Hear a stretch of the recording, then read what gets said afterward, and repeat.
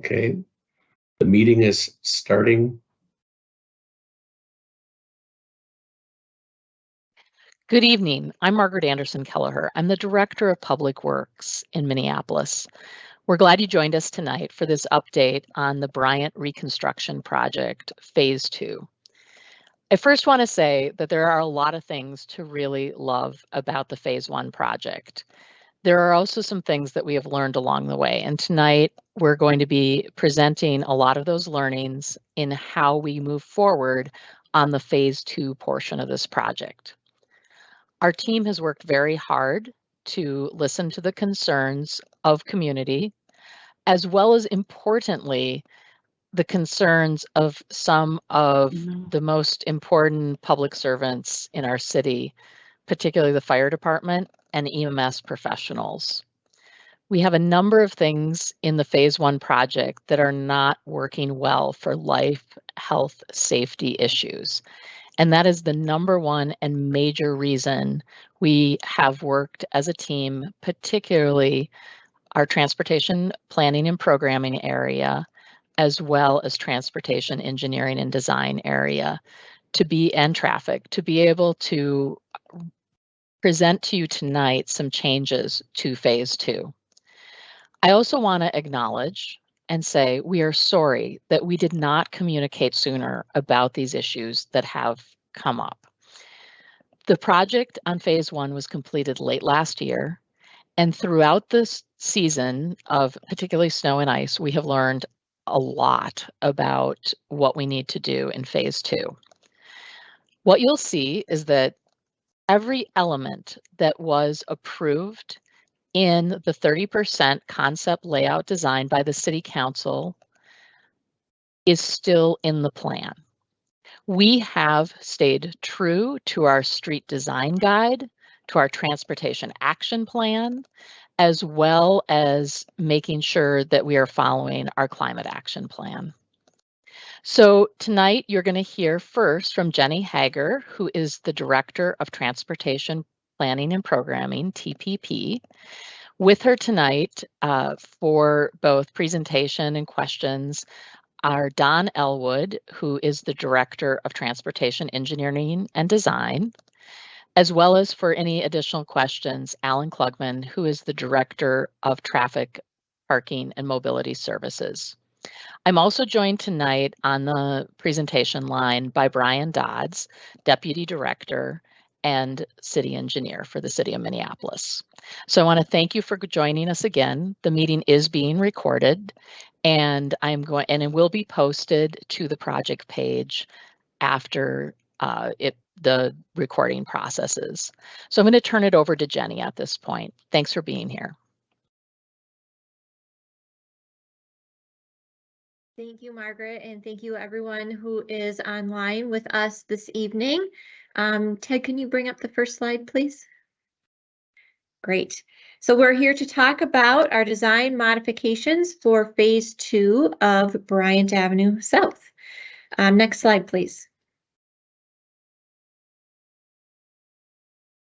The Bryant Avenue project is a 2.5-mile reconstruction of Bryant Avenue between 50th Street and Lake Street. The project also includes modifications to intersections along Lyndale Avenue between 50th Street and 33rd Street. Work began in 2020 with concept development and community engagement. Construction will be substantially complete by the end of this construction season. Project goals include improving pedestrian safety and comfort, creating an all ages and abilities bicycle connection, supporting existing and future transit service, using green infrastructure to collect and treat stormwater runoff, and accommodating business deliveries and customer access. The project concept layout was approved by the City Council in August of 2021. Next slide, please. And while we're moving to the next slide, I'll just share that we are going to move through this presentation and have a question and answer session at the end. The Bryant Avenue design was one of the first developed under the guidance of the Transportation Action Plan and the Street Design Guide. The design includes several innovative design treatments and creative solutions to the design challenges presented by such a constrained corridor. We've learned a lot from this project so far. We expect that learning to continue. Next slide, please. Bryant Avenue has a right-of-way width of 60 feet. However, after considering existing encroachments into the right-of-way, the effective right-of-way width is 55 feet. Our transportation action plan tells us that Bryant Avenue is on our pedestrian priority network and our all ages and abilities bicycle network. Our safety data tells us that while Bryant Avenue is not a high injury street, the corridor does have a crash history. Prior to the reconstruction project, Bryant Avenue was generally a 40-foot wide street with travel lanes in each direction and parking on both sides of the street. Sidewalk was located directly adjacent to the street. There was no bikeway and no green space within the right-of-way. The approved concept layout for the project included 2 typical cross sections representing areas with 2-sided parking, which is on the screen now. And next slide, please.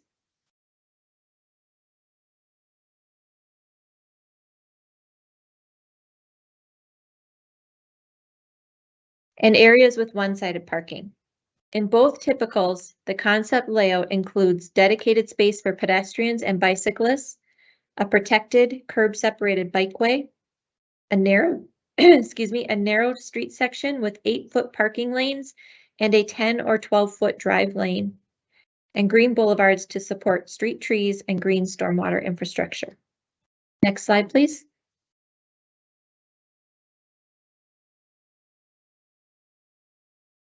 The concept layout also includes safer intersection designs that shorten crossing distances for pedestrians and provide more comfortable crossings for bicyclists.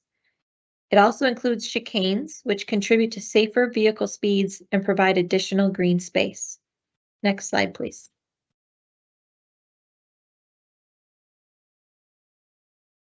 The concept layout calls for operations along the corridor to change from 2-way to 1-way, with a convergence point at 46th Street. By converting to 1-way operation, additional space is gained to accommodate the improved pedestrian realm, including green space, and to include the bikeway. Next slide, please. Phase 1 of the project included Bryant Avenue between 50th Street and 42nd Street and the intersections along Lyndale Avenue. Phase 1 was constructed in 2022. Phase 2 of the project includes Bryant Avenue between 42nd Street and Lake Street and will be constructed this summer. Next slide, please. Public Works started to receive feedback from emergency services providers, our own staff, and neighbors on phase 1 of the project before the end of last year's construction season. The issues with the design of phase 1 were becoming apparent even before we had snow on the ground.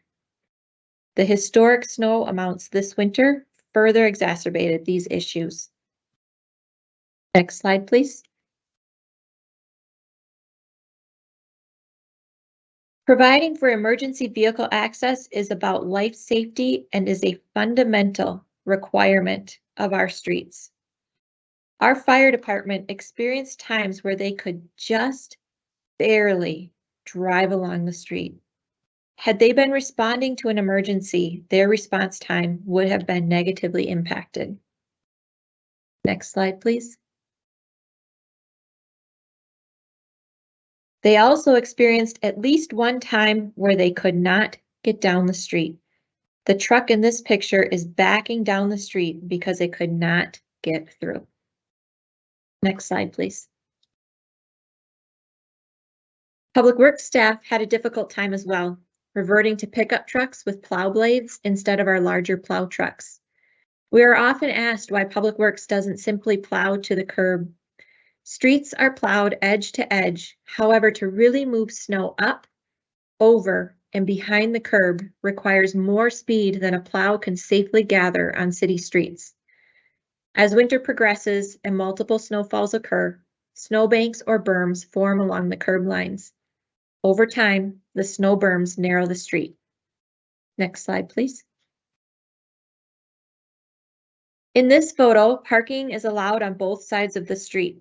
The white vehicle, which is very close to the driveway and may not be legally parked, prevents someone from safely pulling out of their driveway and turning right to travel down the street. The vehicles parked across the street, while legally parked, prevent someone from safely backing out of their driveway. Next slide, please. During the winter, the challenges with driveway access grew.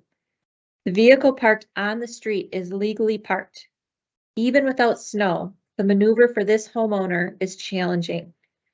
Snowbanks exacerbate the problem by tightening up the space. In many instances, drivers resorted to using the bikeway to access their driveways. Next slide, please. Winter parking restrictions helped. However, these tire tracks show that drivers require more space to drive in and out of their driveways than is provided in the concept layout. Next slide, please. In order to balance the parking proposed in the concept layout, parking alternated between the east and west sides of the street, with two-side parking proposed in higher density and commercial nodes. Left or driver's side parking proved challenging as cars were often encroaching into the travel lane. Winter conditions exacerbated this issue as people needed to park further away from the curb in order to avoid snowbanks as they entered and exited their vehicles. Next slide, please. Given these challenges, Public Works is proceeding with design modifications for phase 2 of the project. Next slide, please. We know this feels fast. It is.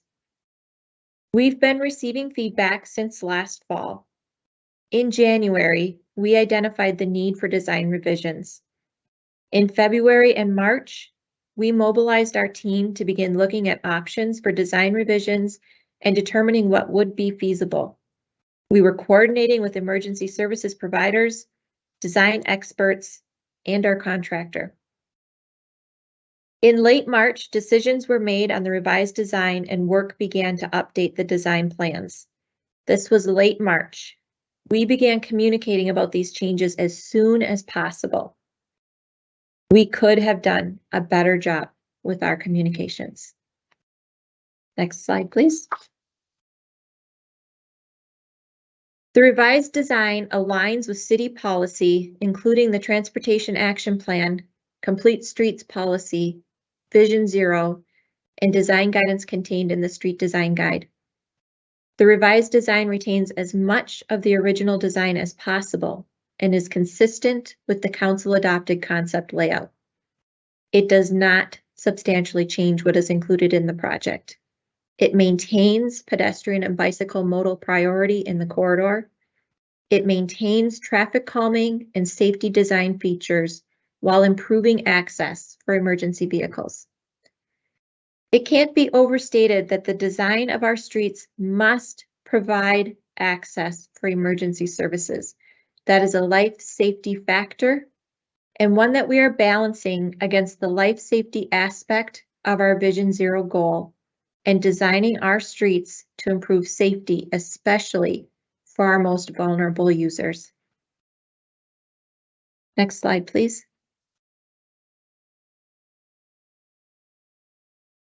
The revised design includes sidewalks with plantable boulevards next to them, a protected curb-separated bikeway with a 3-foot buffer between the bikeway and the street, a 12-foot drive lane, and 8-foot one-sided parking on the right or passenger side only. Next slide, please. The revised design is very similar to the original design. The primary difference is swapping the location of the boulevard and bikeway along the east side of the street. Another difference is removing any areas of two-sided parking along with any left or driver's side parking. The revised design continues to provide dedicated space for pedestrians and bicyclists, a protected curb-separated bikeway, and traffic calming with a narrowed street and one-way operation. Swapping the location of the boulevard and bikeway is key to improving access for emergency vehicles. The curb that separates the street from the buffer and the bikeway will be a 5-inch high curb. It will be a barrier curb with a near vertical face, not a mountable curb with a face that has a shallow slope. Our typical curb height is 6 inches. That 1-inch difference is enough to allow emergency vehicles, such as fire trucks, to drive up onto the curb if needed in order to bypass an obstruction in the street or set up their rigs to respond to an emergency. So the original design doesn't allow for our emergency vehicles to bypass because the boulevard is located behind the curb. The revised design does maintain the bikeway at the same level as the sidewalk, same as the original design. The bikeway will not be at the street level. Next slide, please.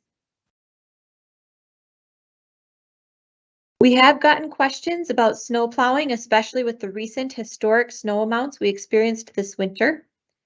Snow plowing is challenging in constrained corridors where space for snow storage is limited.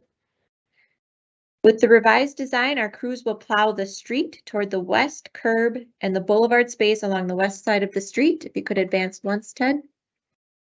And our crews will plow the buffer and bikeway toward the east and the boulevard space between the bikeway and the sidewalk. If you could advance again, Ted. Thank you. Snow removal may be needed when there is not enough space for snow storage. Next slide, please. Looking at the revised design and plan view, to the right of the screen is north. The section shows one-way southbound. Parking is only on the right or passenger side of the street. The bikeway is on the east side of the street. Again, the revised design is similar to the original design. The primary difference is the redesign of the chicanes to bump outs. Both chicanes and bump outs offer traffic calming benefits and increase green space. Chicanes slow traffic by forcing a horizontal movement of the vehicle. They also help to alternate parking from one side of the street to the other. Bump outs encourage slower vehicle speeds by providing edge friction, similar to parked cars. Another difference is the addition of bump outs near some intersections. These are proposed to help offset any reduction in green space and to manage the parking configuration. The revised design continues to provide green space to support street trees and green stormwater infrastructure, safer intersection designs, and traffic calming. With the revised design, parking is estimated to be reduced by 26%. Green space is estimated to be reduced by 13%. These are preliminary estimates that will most likely change as we continue working through design details. Next slide, please. To recap the revised design, it maintains designated pedestrian and bicycle space along the corridor. It maintains the protected bicycle facility design at sidewalk level with a buffer between the street and bikeway. It maintains traffic calming and safety elements in the form of narrowed travel lanes, mid-block features as either chicanes or bump outs, intersection bump outs, and additional bump outs near some intersections. It will adjust the location of the boulevard green space, adjust curb lines as needed, widen driveway aprons, and will have parking on the right or passenger side only. Next slide, please. There are some details that differ from the typical. We've been asked how the bikeway will transition between phase 1 and phase 2. This is accomplished with a bend-out design which moves the bikeway away from the intersection as it approaches 42nd Street, aligning the phase 2 segment with phase 1. Next slide, please. The 2 blocks between 38th Street and 36th Street have the reverse flow bus only lane. No design changes are proposed for these blocks with the exception of driveway modifications. What's on the screen right now is the original design for these 2 blocks. Next slide, please. We've finalized the revised design for the blocks between 32nd Street and Lake Street. The revised design for these blocks will match the rest of Phase 2. The biggest change is moving to single-side parking. Next slide, please. In both the original design and revised design, the bikeway width goes from 8 feet to 10 feet, depending on available space. The new design maintains the same length of bikeway that is at 8 feet versus 10 feet as the original design. Next slide, please. So today we did present this update to our Public Works and Infrastructure Council Committee meeting this afternoon. We did present to the Engineering Subcommittee of the Pedestrian Advisory Committee earlier this afternoon as well. We're here with you tonight. This meeting will be recorded and posted to our project webpage for anyone who couldn't join us live. And next week we will be visiting with our Bicycle Advisory Committee to share this information with them as well. Next slide, please.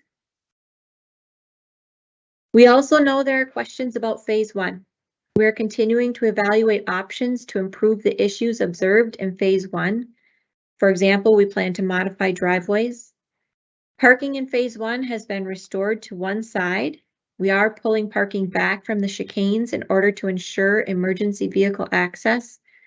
Additional seasonal changes are possible. This project represents a bold and transformational redesign of this corridor.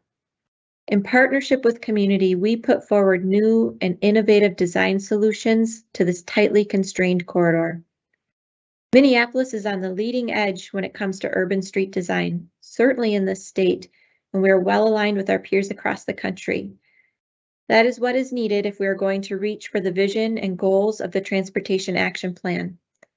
As we do this work, we do evaluate our projects in the field, and when something isn't working, we work to address that. Thank you for your attention. My apologies once again for the interruptions, but it is important to acknowledge Severe Weather Week. And right now we will open and stand for questions. Thank you, Jenny. I've got a number of questions about snow. I think you did cover it, but would you mind sharing that again, how we plan to and where the snow will go in the corridor? I think that was one of the slides where we were a little interrupted. So let's go back. Ted, if you wouldn't mind going back to slide 22.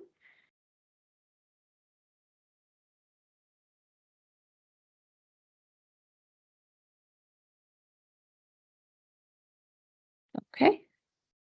All right, so snow, again, this is a challenging corridor with limited space for snow storage. So our crews will plow the street toward the west curb and the boulevard space along the west side of the street. And then advancing one time, they will plow the buffer and the bikeway toward the east boulevard space between the bikeway and the sidewalk. Once those areas are full, then snow removal activities may be required along the corridor. Thanks, Jenny. This is kind of a detailed design question. I'm not sure if it's best for you or Don, but will the stop signs at the streets crossing Bryant be in the bike crossing or before them, like they are at Lake Harriet Parkway and Minnehaha on the south end of the lake?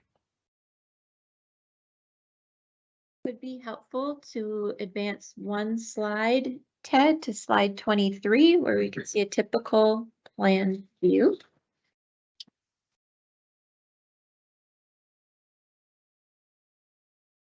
Yeah, depending on the configuration of the intersection, you want the vehicles to stop before the bike lanes on the cross streets. So the stop signs will have to be placed to stop the vehicles before they get to the beginning of the intersection, which is where the pedestrians and the bikes cross.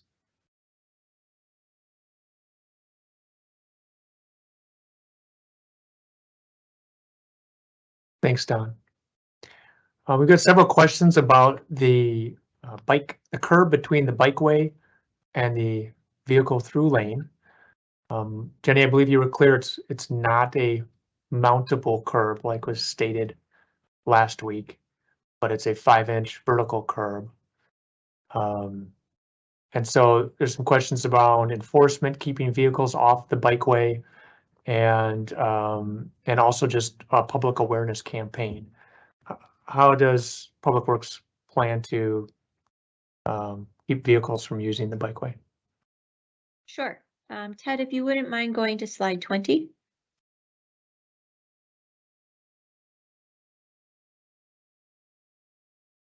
So the curb that separates the street from the buffer and the bikeway will be a 5-inch high curb. I'm just going to run through these details again because I think this is where we had some interruptions. So it will be a 5-inch high curb. Our typical curb height is 6 inches. So that 1-inch difference is enough to allow emergency vehicles such as fire trucks to drive up onto the curb if needed. This is not allowed for in the original design because the boulevard is at the back of curb. Now, when it comes to unpermitted and unauthorized use of the bikeway, vehicles going up into that space and parking or driving along that space, the absence of signage does not permit this activity. If it is unauthorized, then it is unauthorized and unacceptable. There's only so much that we can do from an engineering standpoint to look at options to mitigate that activity. We see this happen in all of our bikeway designs, whether it's on street, bollard protected, curb separated. We even see this activity happening on trail segments that are not even near a street. Other ways to address this are enforcement, education, and encouragement. And this is one of the things that we continue to evaluate with our projects in the field so that we can continue to make improvements so that we can mitigate any unauthorized activity as much as possible. Yeah, I'll just add on to that, Jenny. There's that 20 feet we need for emergency vehicle access, and that bikeway being adjacent to the road is a key component to be able to get the necessary space for emergency vehicle access. We do have a question about the size of emergency vehicles, and if I could ask Chief Tyner to answer this one. The question kind of is around the size of the vehicles. If what we have isn't fitting, can we just buy smaller fire engines, for example?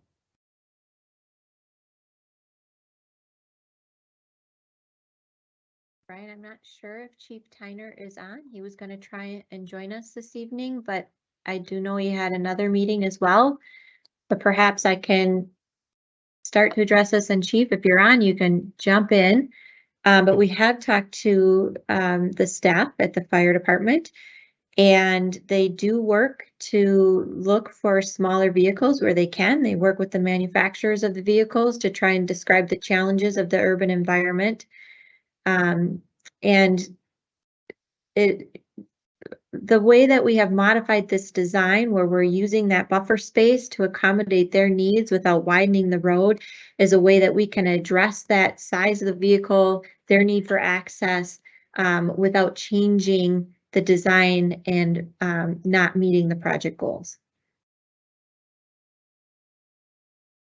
Thank you.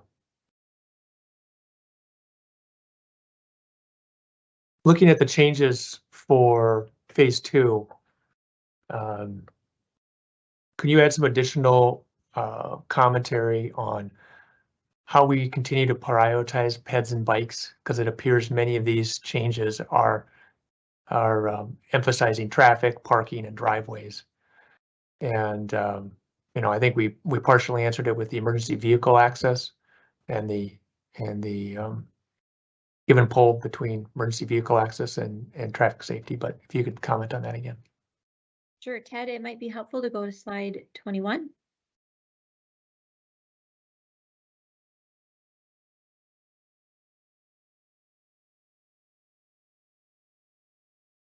So again, the revised design continues to maintain pedestrian and bicycle modal priority in the corridor. It also maintains traffic calming and safety design features, but it also improves that access for emergency vehicles. The top cross-section shows the original design with the double-sided parking configuration. And down below is what we're proposing in phase 2. The roadway actually narrows. The bicycle facility continues to be a protected, curb-separated facility. The pedestrians continue to have dedicated space in the sidewalk as well. The green space is switched, but is still a plantable green space that will support street trees and green stormwater infrastructure. The modifications to the driveway aprons will be modest modifications to help ensure that vehicles can safely move in and out of those driveways. That's helpful for the driver of the vehicle, but it also contributes to the overall safety of all users within the corridor. Thanks, Jenny. I think we do have the chief on now. Chief Tyner, could you address vehicle size and how we work to size our vehicles, and is there a smaller vehicle we could use in this corridor?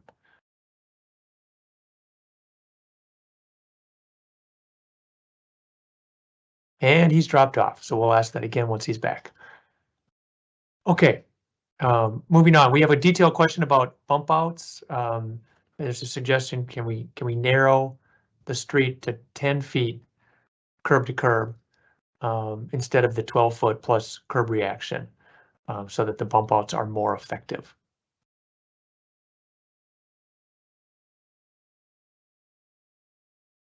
Ed, could you go to slide 23, please?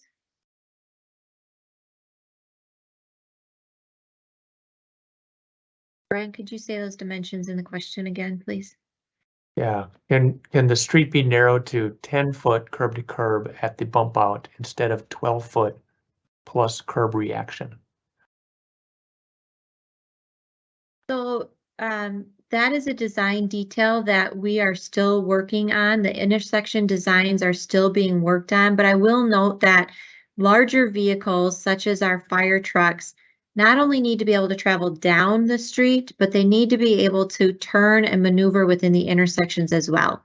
And if we tighten the intersections up more than what their vehicles are capable of handling, then that's a safety risk also for pedestrians who might be in that space. So the mouth of the intersection needs to be wide enough to accommodate turning maneuvers for our emergency services providers as well. Thanks, Jenny. Another detailed question, will the widened driveway aprons impact the slope of the bike facility? I'm going to turn that one to Don for follow-up. Yeah, the question on widened driveways impacting the slope of the bike lane. I take that as will the bike lane be going up and down in a wave pattern? We're designing the phase 2 driveways to making design changes to the driveway. They'll be a little bit steeper, and that takes the elevation of the bike lane, takes that elevation change out. So the driveway modifications should have minimal impact on the bike facility. Thanks, Don.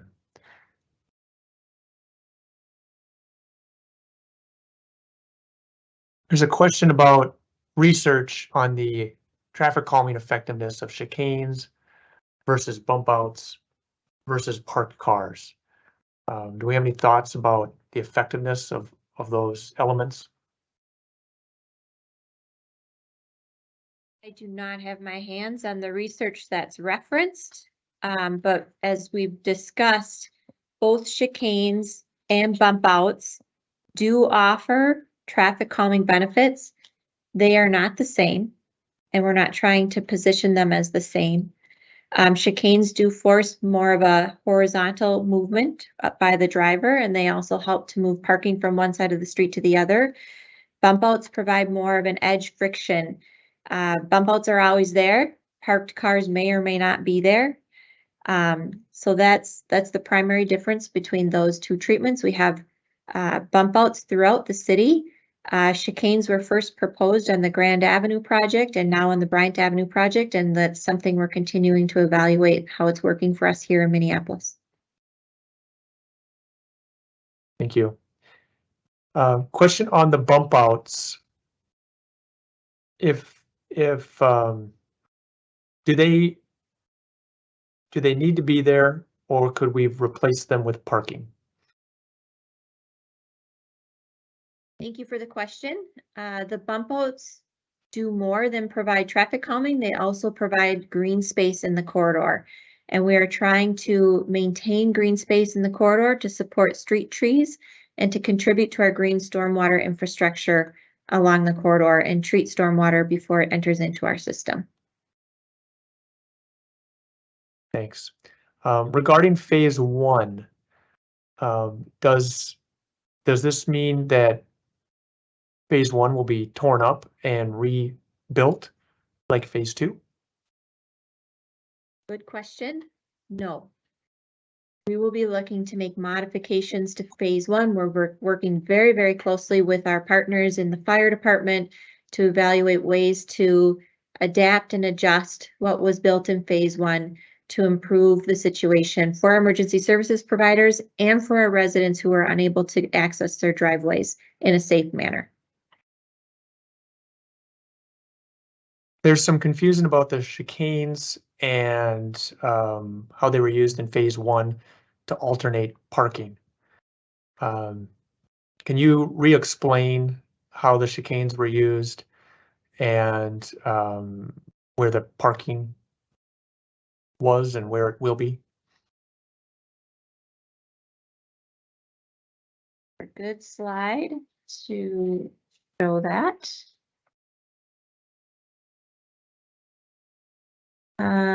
Ted, could you go to slide 24?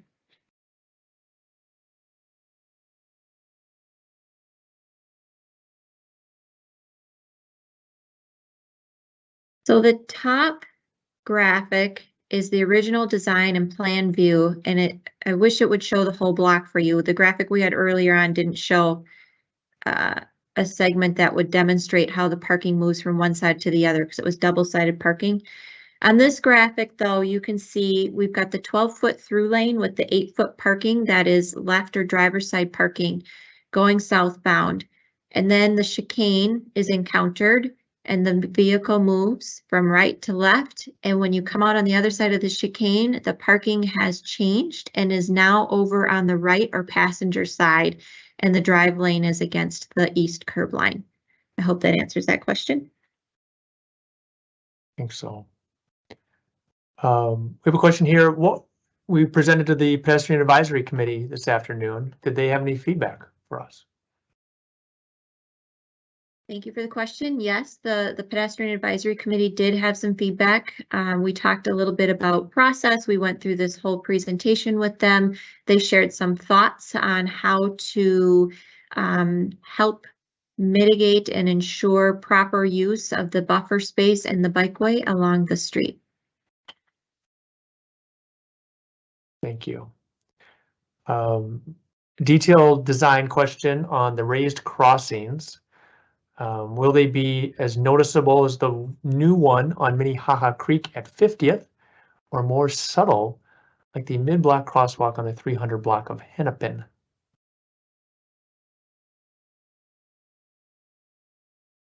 Yeah, thanks for that question. The detailed design of those raised crosswalks, we're still finalizing those designs. Don, could you restart? You were on mute. Yeah. Okay. You're still on mute. No, he's through my microphone, Brian. Oh, thank you. Sorry. Yep. So the detailed design on raised crossings on phase two, we're still going through those detailed designs to make sure that the grades are going to work and that I get the proper drainage to the catch basin structures. We want to keep them nearly at the same sidewalk level all across the intersection. That's the goal, so that we have the raised crossings. So I can't tell you for sure if it'll be just like at 50th or not. We don't have that detail yet. Okay, thank you. We have a question about why the stoplights are not being removed.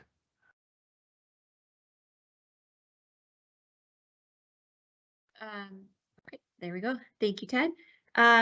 So analysis of intersection control was completed with the original concept development and design of the project.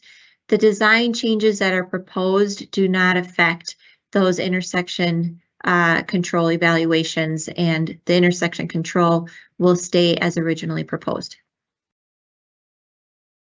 Thank you. We've got an operations question. Is Bryant going to remain a snow emergency route? Yes. Thank you. Okay, question about the 3-foot concrete buffer between the through lane and the bikeway. Is it possible, knowing our desire for greening, to have that something besides concrete or an impervious surface, yet still traversable by emergency vehicles? Ted, if you could bring up slide 20 and Don will answer this question.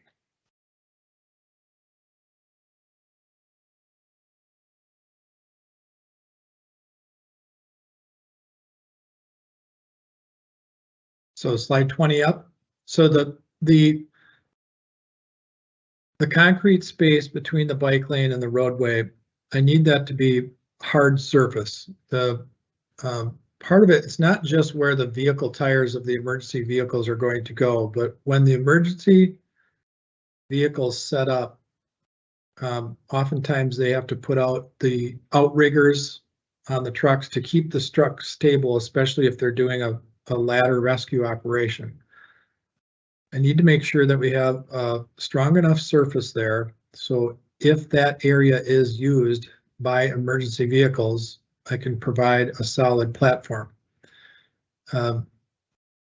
As we go through the design, we'll be looking at what options we have for that, but for right now, we're going with the concrete to provide that structural support for emergency vehicles. Thank you, Don. Number of comments about getting more detail on the changes to phase 1 and the timing of those changes. When will they know more and when will it be completed? Changes to phase 1, Ted, you can come back to me. Changes to phase 1 we are looking at right now, and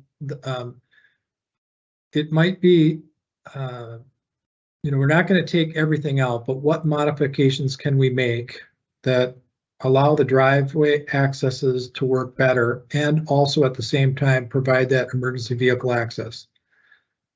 So we'll be out looking at that corridor this summer to determine what options we have available and how to balance that green stormwater infrastructure with emergency vehicle access. Another operations question for phase 1 is, what side of the street is parking supposed to be on? Right now, we have parking. No parking is allowed on the east side or the same side as the bike lane. So parking is permitted or allowed on the west side as of today. Thank you. Question from someone about changes to the 4900 block. Is that kind of typical to what we've been talking about, or is that going to be? Well, that's phase 1. I'm guessing we're still waiting to determine that. That is correct.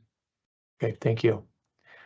Question about transit. We've got a couple questions about how will this affect bus stops, and is Bryant still considered a transit corridor? And the number 4 bus. Ted, I'll take this one. So when we did community engagement on the project originally, and again, trying to create a bold and transformational design for this corridor in a constrained right-of-way.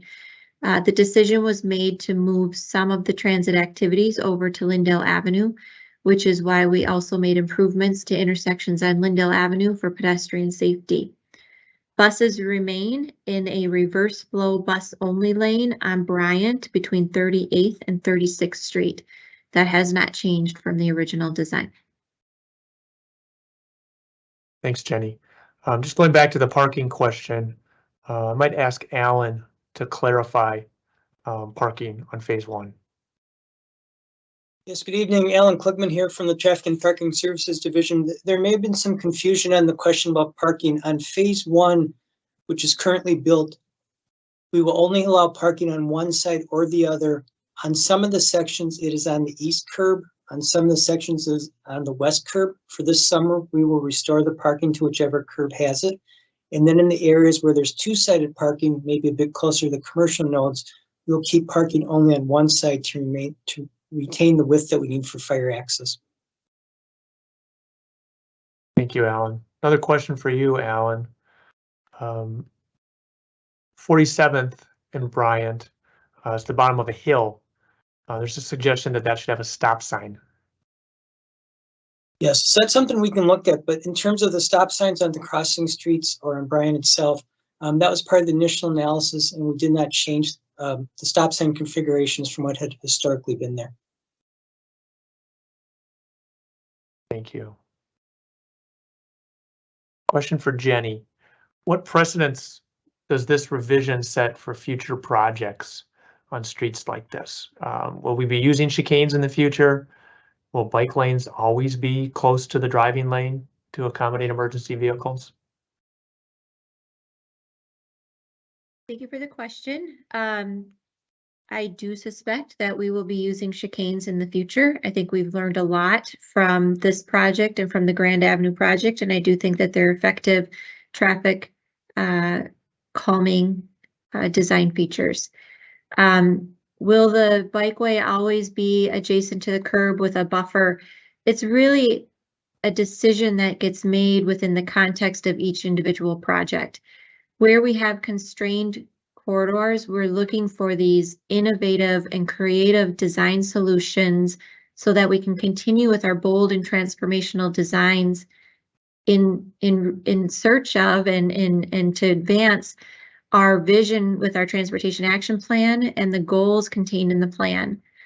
When we can find these solutions that allow us to address the needs, the life safety needs and access for emergency services providers in a way where we don't necessarily have to keep a wide street that is contrary to our Vision Zero and transportation goals, that's a win-win. We do recognize that how those lanes get used and operated is also an important factor and something that we'll think about as well as we continue to evaluate these in the future.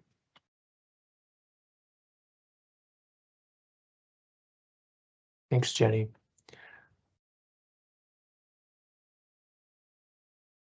Questions about design details for phase 2 that we haven't shown. When will the layout be available or a plan view be available for folks to see exactly what's happening on their block? We will post a layout as soon as we can on the project webpage. We will be posting this presentation on the webpage for the public to access. The layout there's a lot of details in the layout and a lot of details that we are still working through. So as we post that, it will likely say preliminary as we continue to work through these design details and final design on phase 2. Okay, so more to come. More to come. Just also wanted to clarify bus stops during construction. Are there any bus stops impacted by construction this summer? Brian, I'm sorry, but that might be a question we have to follow up on. Okay.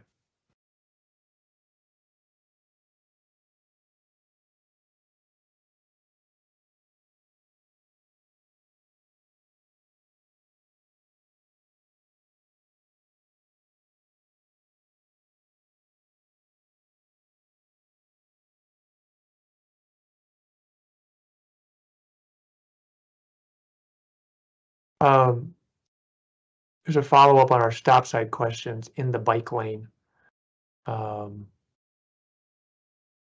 Yes, there's a design document that shows the stop signs in the bike lane. That will not be how it's built. But will there also be markings in the street to indicate a bike crossing? Perhaps that's a Don or Alan question answer. I think I think that's right. I think we're referring to the green conflict zone markings likely. Alan, are you able to Yeah. take that one? Yeah, I can take that. Again, that's a quite detailed question. Some of the details that we're working with, what I can say is that the designs for the markings for the crossings will be consistent with what we've done citywide with off-street elevated bike lanes that are at sidewalk level. So we have a lot of experience with that and would be marking them in according with those principles. Thank you. A question is Bryant Avenue going to retain its bike boulevard status? Bryant Avenue is shown in our transportation action plan as a near-term low-stress bikeway. The design that we are putting forward meets the definition of our all ages and abilities bikeway network.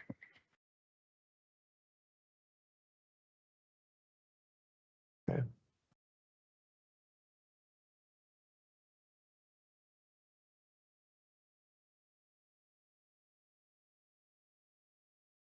Seeing as we had some challenges with emergency services out here, question is, why are we just discovering it now that emergency services are having challenges? Thank you for the question. We worked closely with our EMS providers and partners here at the city during the original concept development for the project. We jointly thought that we had a design that would work. As noted before, we are putting forward very bold and transformational designs in pursuit of those transportation action plan vision and goals. And there were things that we missed and that we discovered over the winter, and that's what we need to fix now to ensure emergency services are adequately provided for. Thank you. There's a question about the critical parking area from 37th to 38th, and if that critical parking area will continue after the project. Yes, short answer is yes. Critical parking is a process described in city ordinance. It's citizen initiated and then studied by Public Works and ultimately approved by the council. We don't see this project changing existing critical parking areas that are out there today.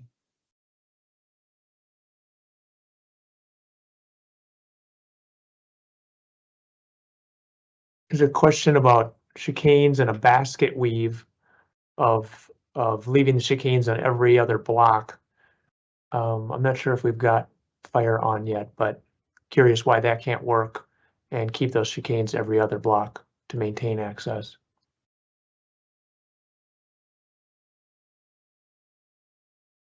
Brian, maybe I'll just start. Again, the chicanes with this one lane, one way configuration, we're really moving, and in addition to providing traffic calming and extra green space along the corridor, they were moving the parking from one side of the street to the other. We no longer have parking moving from one side of the street to the other because the left or driver's side parking was proving to be very, very challenging and contributing to the challenges along the corridor. When we're not moving the parking from one side to the other, our recommendation is to have bump outs. They continue to provide that traffic calming benefit in a different way, but actually work better with that parking configuration. Thank you. Looking for a clarification on why the emergency vehicles need to use the bikeway. I believe that's about, street being blocked or otherwise needing additional access space. Sure. Ted, could you pull up the slide you currently have, or you're currently on there?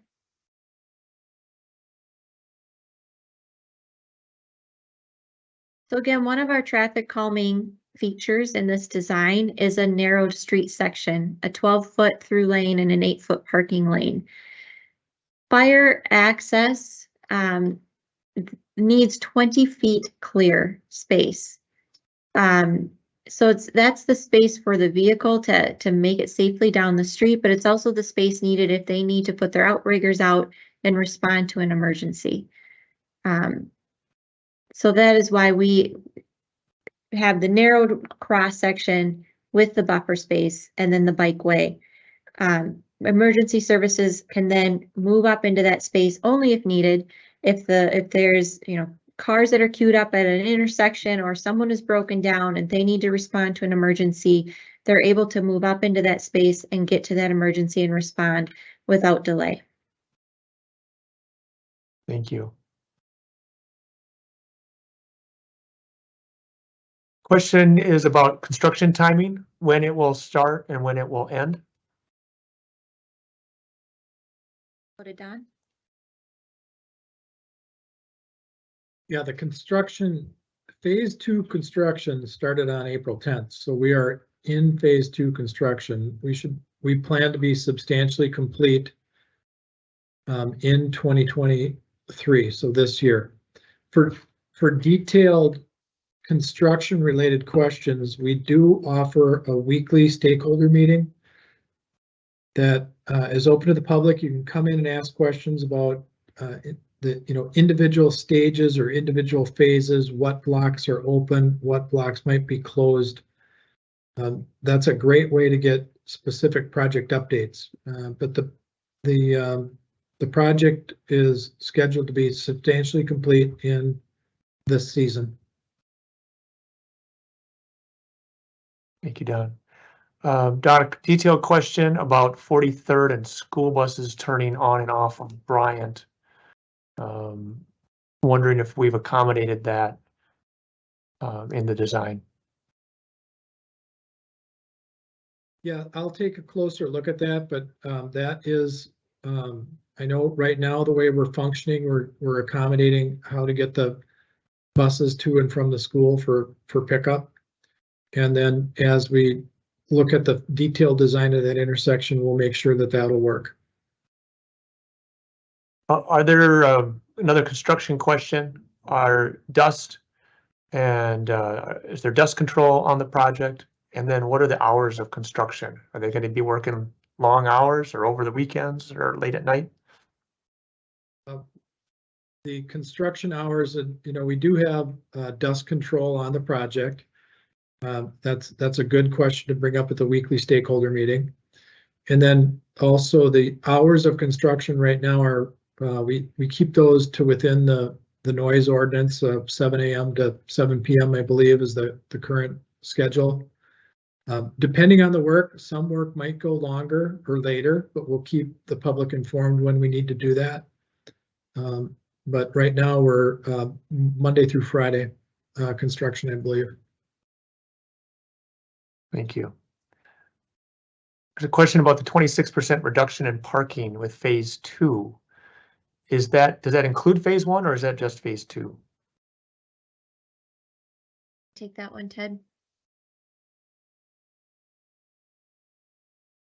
The 26% reduction in parking is based on what was estimated to be included in phase 2 originally and what we think we can include in phase 2 with the revised design.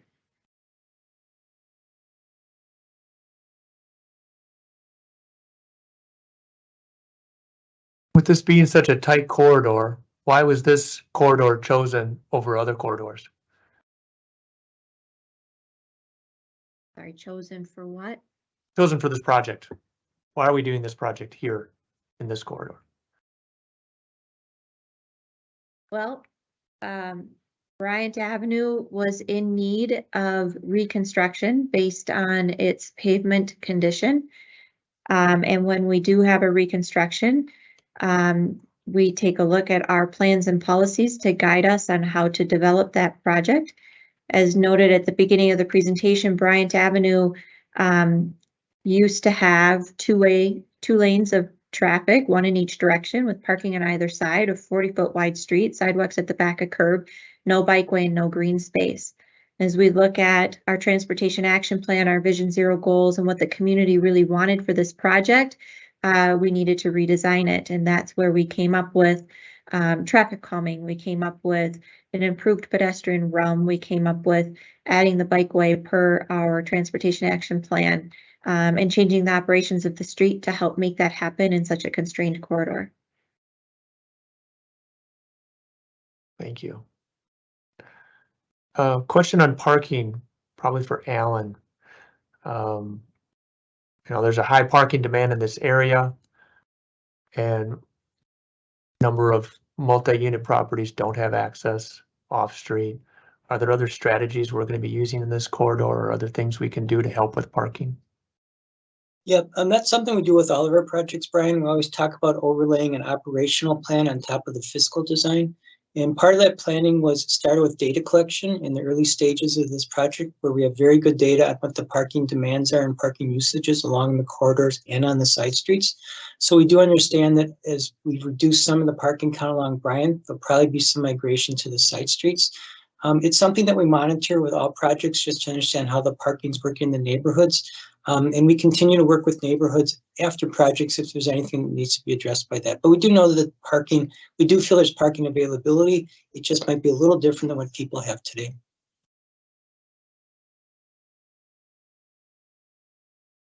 Is the bikeway actually wider in some spots with the new design? Take that, Ted. So the original design had a bikeway that went between 8 and 10 feet.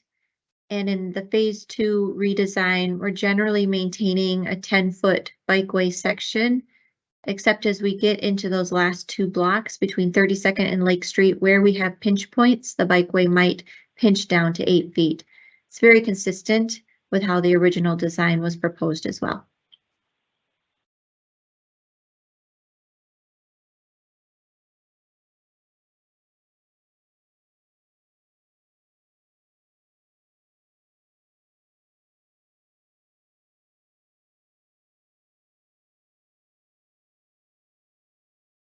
Question about eliminating mid-block bump outs to make space for more parking. I think we've answered that, but maybe you could just reiterate the benefits of those. Sure. So just like chicanes, bump outs, in addition to providing traffic calming benefits, also increase the green space along the corridor. We're trying to maximize the green space along the corridor because that's where we can support street trees and have green stormwater infrastructure where we can treat our stormwater runoff. So the bump outs do serve those dual purposes. Thank you. Just want to check if Fire Chief is now on. Chief, could you unmute?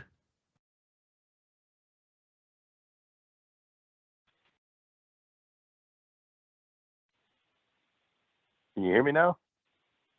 We can. All right.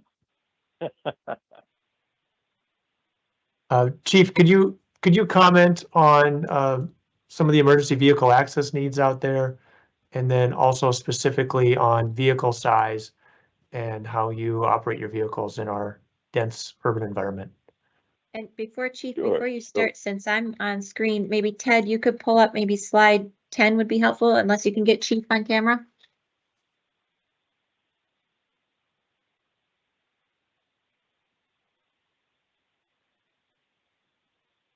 Go ahead, Chief.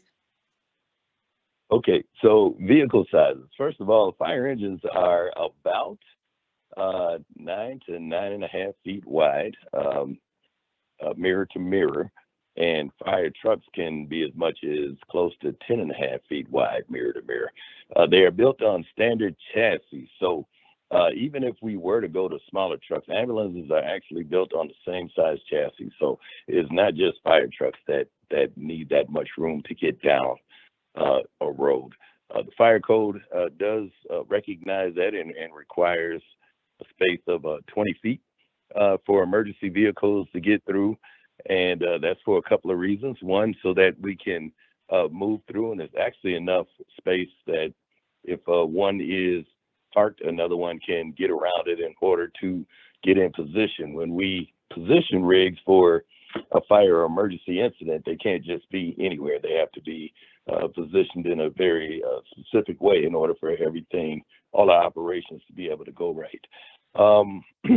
So, and finally, even if we did want to move to smaller vehicles with the supply chain issues we have, it would be years before we would probably receive enough vehicles to actually downgrade our fleet to smaller vehicles.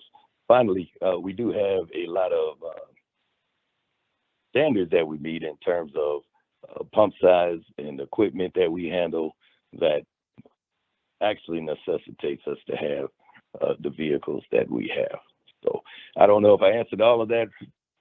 Did I miss something? I feel like I missed something. Just a clarification on the vehicles, Chief. Do we have other large cities similar to Minneapolis? Do we have similar sized vehicles to what they have in New York or yeah, other large absolutely. other large cities? Pretty much have the same size vehicles as most everyone in the country. Actually, ours are a little bit smaller than some. We've had larger vehicles in the past. We've actually gone to a little bit smaller vehicle, the chassis that we use now. But yes, they are very comparable to vehicles in other cities all across the U.S. and Canada. Thank you. Are there any other comments you'd like to make on emergency vehicle access or need for that access, or how you did talk about how you set up, so I think that's helpful. Yeah, so especially with our aerial apparatus, the reason that we need that much space is not just that we have access to get to the emergency scene, but also that we have enough room to set it up. In order to use an aerial apparatus, we have outriggers or stabilizers that expand out from the side of the rigs to stabilize the rig so it doesn't tip over when we put that aerial up in the air. So that necessitates a lot larger space than the 10 to 12 feet that we need to actually navigate the street. It requires that additional space, and that's why we actually did need the additional space that the bike service would provide.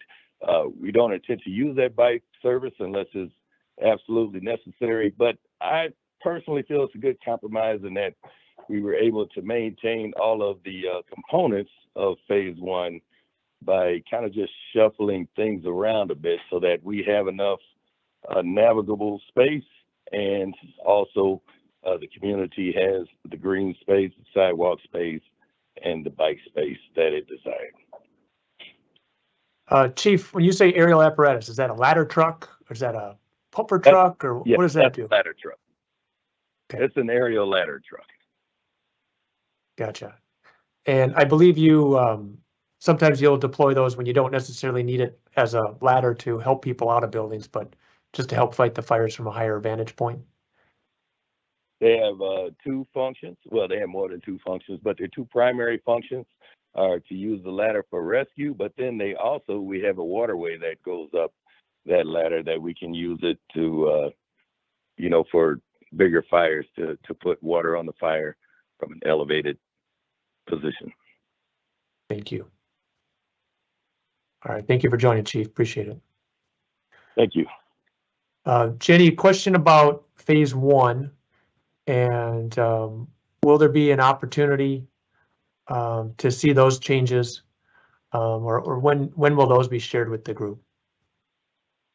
I'm going to actually turn that over to Don. Thank you. Yeah, phase one changes. As we start to look at phase one, we'll work with the fire department and our traffic operations folks to see what we can do on each block to provide the emergency vehicle access as well as the green space. I don't have an exact time on that, but this is something we'll start to look at this summer. And it might be different depending on which portion of the corridor we're in. Might be different, like near a commercial node or a residential node. It'll also depend on how many driveways there is on each block. So this is a look we'll be taking over the course of this spring and summer to determine what our options are and what changes can be made to the corridor in phase 1. Thank you. Another question, Don, regarding tree planting. Do we know where all the trees are going at this time, or is there a plan that's going to be shared on that? So in phase 2, I don't have an individual tree planting plan developed yet, but I have the space in the green space and in the bump outs. There will be the opportunities to plant trees. So as we go through the detailed design of phase 2, we'll be able to look and see where we can put trees. We have enough width of the boulevard space to put the trees in. And then we'll need to look at what the underground utilities are in the area and where we're going to be putting in street lights. So those fine details will come a little bit later this spring as we finalize the design plans. Thank you. I think this is a construction question near the area of Barton School. It's 42nd, 43rd-ish area. A lot of kids are out there interacting in the right of way and getting to and from school. And are there specific plans or what are we doing to address any safety issues being having this project near school? During construction, I can meet with our construction team tomorrow and see what plans we have in place to address that. Thank you. And I know we've got a construction hotline. They could always use that to interact with us after this.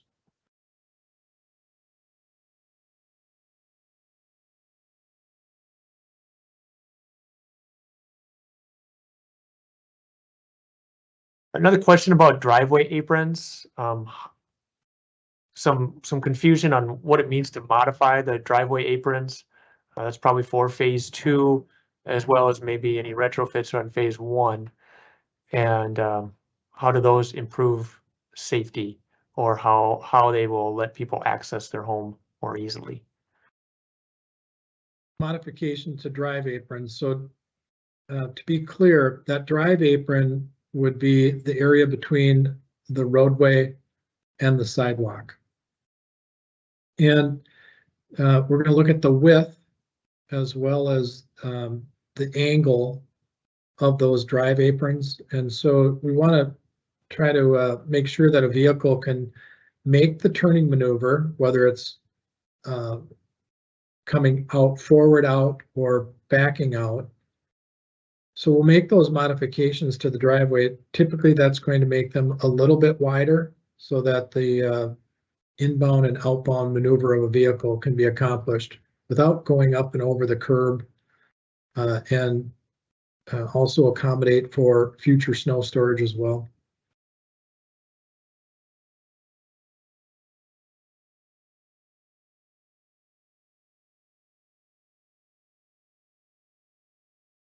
There's a question here about the need for additional traffic calming or the need for bump outs when the bikes are going to be in their own separate facility. Why are we working so hard to have a safe and calm street on Bryant? Sure, I can take that one, Ted. So traffic calming is about more than just the bicyclists along the street. Traffic calming is for everyone.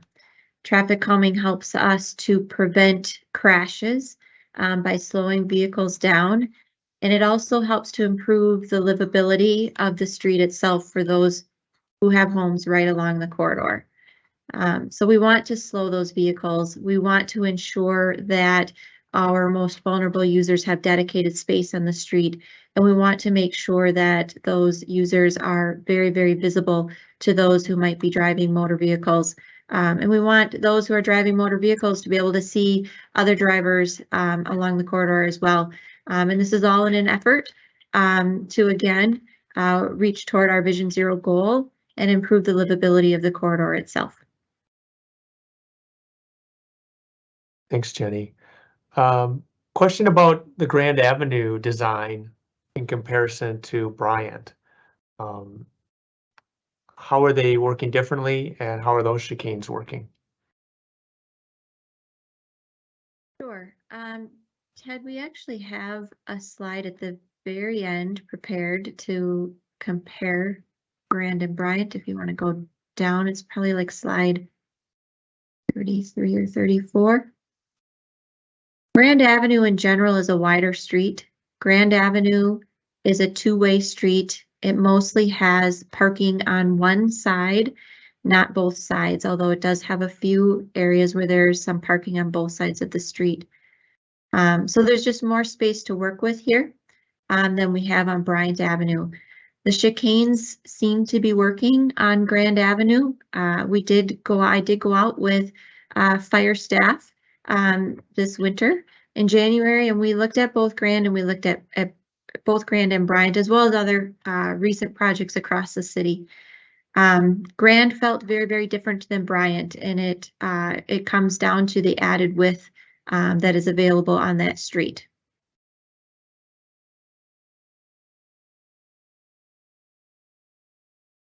Thanks, Jenny. Probably a question for Don. What is the recommended timing for doing sewer pipe work for private homes while construction is happening?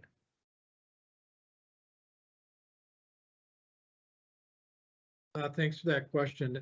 That would be a good weekly construction update meeting to talk with our project engineer. The best time to do it is when we have the street open. That's the easy answer, because if you're gonna do work on your private sewer line into your house, having it done when I have the road ripped up, that's the best time.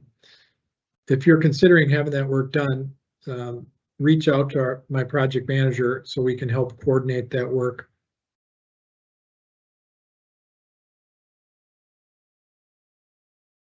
Thank you. Got a comment about the typical section and commenting that the required buffer between the bike lane, the bike facility, and the vehicle lanes is 2 feet, but we have 3 feet. Why the difference? Okay, sure, Ted, I'll take that, and if you could go to slide 20 so we can take a look at that. So the person posing this question is correct. Our street design guide would say that the minimum required buffer would be 2 feet. We are proposing 3 feet here, and that additional width will help us as we set grades along here to minimize the up and down movement of the bikeway as it crosses driveways. So that is going to be a design benefit for the comfort and usability of the bikeway itself, in addition to having greater separation between the bikeway and cars traveling in the street. Thank you. So we had a question about phase 1. This is a Don question. We talked about additional seasonal changes possible for phase 1. Does that mean that it'll be no parking again all winter? That's part of what we're going to be looking at this summer. There is that possibility if we get a heavy winter like we had this year. Our goal, though, is to do that snow removal along that west side so that we can make sure that I have a passable corridor for emergency vehicles. And if we can do that, it will function very close to what we're proposing in phase 2. So it's too early to tell what those impacts might be. So that's why we said in our presentation there may be seasonal adjustments as we move forward, and that will depend on the detailed changes we make in phase 1.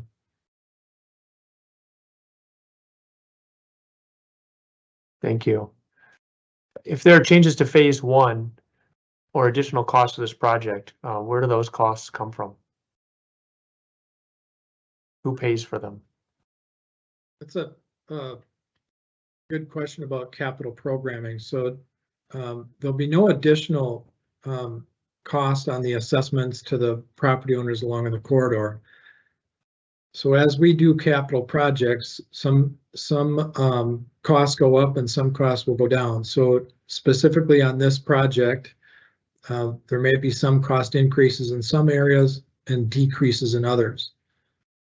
But it all fits in project costs can be dynamic, and then I look at project costs across all projects we're doing in the city.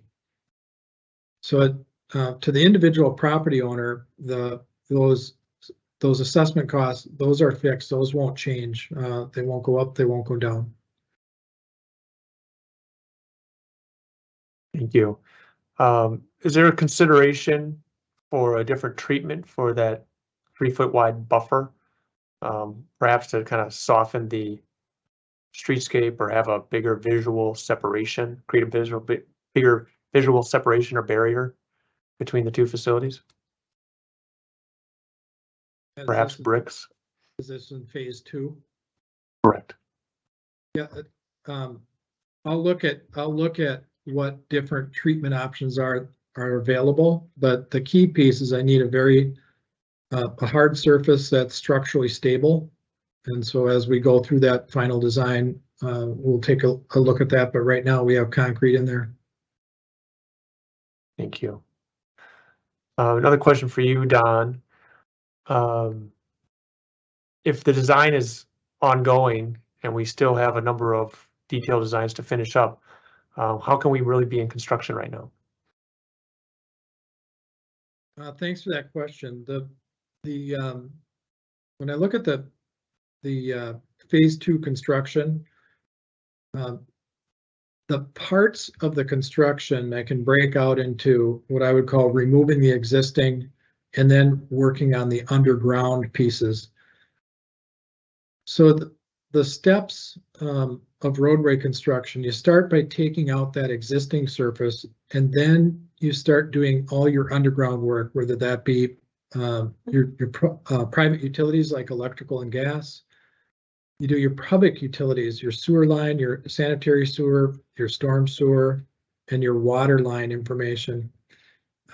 That's a time-consuming process, and during that time, that allows me to then start building the at-ground or at-grade surface back. So I have enough time to make these design changes to determine where the new curb and gutter is going to go, and not only the width, but the height. And then once those elements get put in the course of construction, then you come in and start doing things like street lights and all your above ground pieces. So overall, in a roadway construction project, it really is phased between that below ground, at ground, and above ground, and that's how we're able to stay out in front of the construction crews while we do the final design. Thanks, Don. I'm not sure if this is a question for Don or Jenny. I think Jenny. We got a lot of initial feedback on this plan. Or maybe it's Don. We got a lot of initial feedback and input, public input on this project. A lot of folks weighed in. There was a tremendous amount of engagement, and folks very interested in this project. And now we're making changes on the fly without an opportunity for that public input. How do we reconcile that? Thank you for the question. We did do community engagement on this project starting back in 2020, and we did receive a lot of input. We are working very, very hard to honor that input that we received from the community engagement process. We are trying to maintain as much of the original design as we possibly can, and the changes that we are moving forward with are all consistent with that council adopted concept layout and with our policy plans and our plans and policies. Thank you. We're going to take just a couple more questions. We're almost out of time here.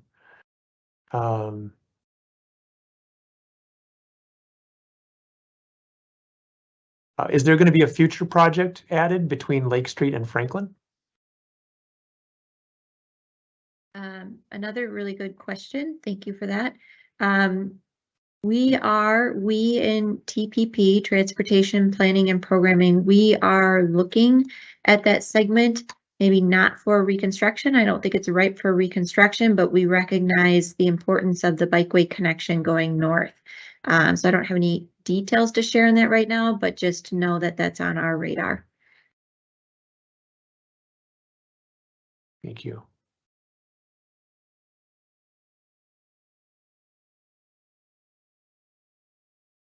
Okay. We've got many more comments that we have not gotten to. We are going to summarize those and put responses on our website here in the next week. And really appreciate you taking time to join us today. I know we'll continue to have a lot of questions on this project, but thank you again for your patience and appreciate the feedback. And we'll continue to work to get as many answers out as we can as quickly as soon as we get them. So thank you for joining. Have a good night.